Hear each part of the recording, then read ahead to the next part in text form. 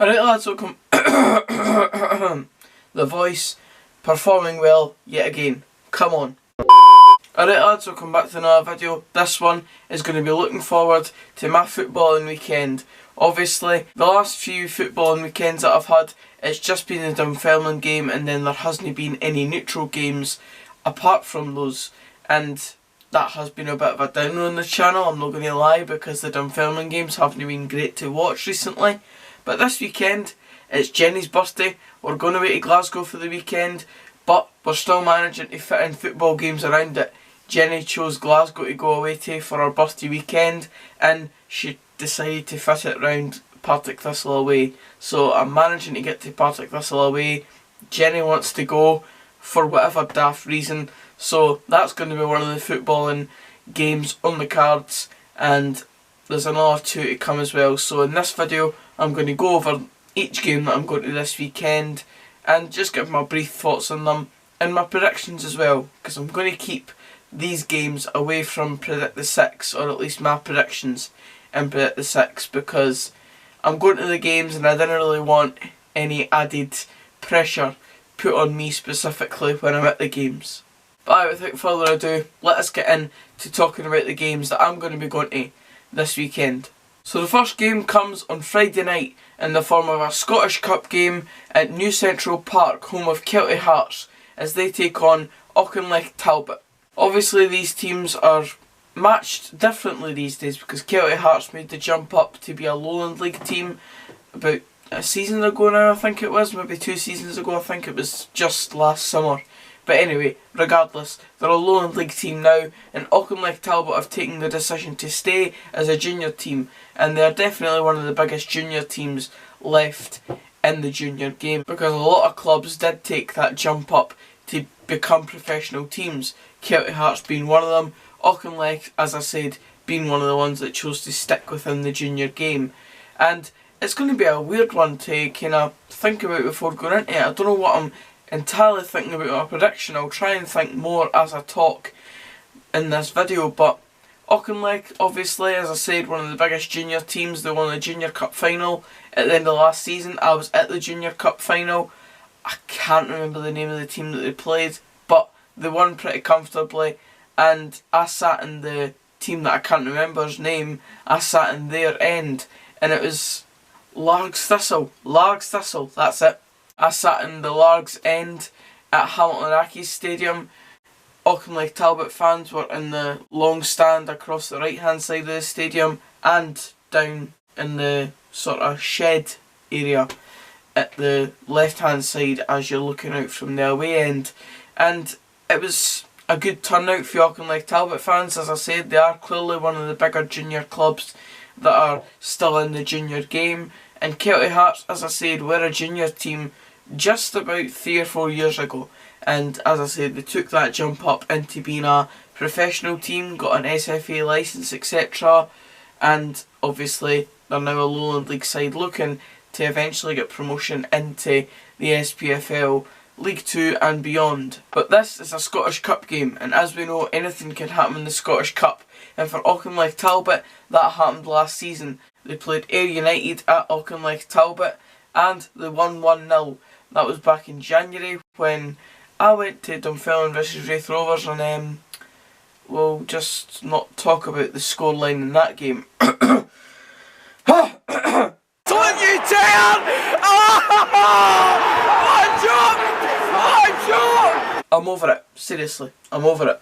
But obviously that was a great result for Auchinleck Talbot at the time. They ended up getting knocked out, I think, by Hearts in the next round, if I'm right in saying that. And Kelty Hearts themselves, they're scoring goals for fun at the moment. Nathan Austin and a few of their other signings from the SPFL have really added quality to their squad this season.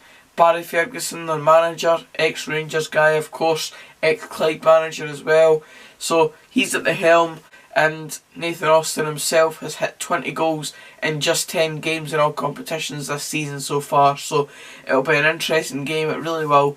I don't know who to call to come out on top. I'll need to just make a split-second decision right now, and I think I'm going to just put Kelty Hearts ahead in this game, and I think it'll be a 2-0 win for Kelty Hearts. So aye, that's the first game I'm going to. That's the Friday night fixture, 7:05 PM kickoff, because I believe it is on BBC Scotland, so you'll be able to watch it at home if you're not able to get to the game, and you'll also be able to watch it on this channel on Friday night when I get back to my hotel in Glasgow for Jenny's birthday weekend. So watch out for that one on the channel, because that'll be the first one of the footballing weekend. The second fixture, I'm going to keep this as short and sweet as I can, because I don't want to talk about it until we get there, because I really am bricking it for this game. Partick Thistle versus Dunfermline. It's one of the most important fixtures for both managers coming into this game. They're both... Stevie Crawford isn't under pressure as such, but he definitely needs to start getting wins under his belt, because there's so much promise with this squad, but if we can't start doing it on the pitch, then that promise will really start to evaporate, because if you keep going on with no league wins, it can only go on for so long, this positive chain of thought. So that's enough chat about Dunfermline themselves. Obviously Partick Thistle, Gary Caldwell, he's in a very similar scenario, despite the fact he's been in the job longer. He's now been in the job for a year, I believe, just avoided relegation last season, and now sitting joint bottom with us, only not bottom because of goal difference. So he's not doing brilliant at Partick Thistle either. The fans aren't endearing to Gary Caldwell at all, and it really is a difficult one to call. I've got a feeling that it could be a draw, and I really don't want it to be a draw. Obviously I want a Dunfermline win. For either team, for either sets of fans, a win is what you're wanting in this fixture, to gain some confidence back, to just really start pushing up the league table. But I can just see it being a boring draw, and no real resolve coming from any supporters' end. Obviously Dunfermline wanting their first league win, Partick Thistle wanting their first league win, but I can just see it being a draw. But that's enough chatting about the Dunfermline game. Now for the last game in my footballing weekend, and that is the Edinburgh derby.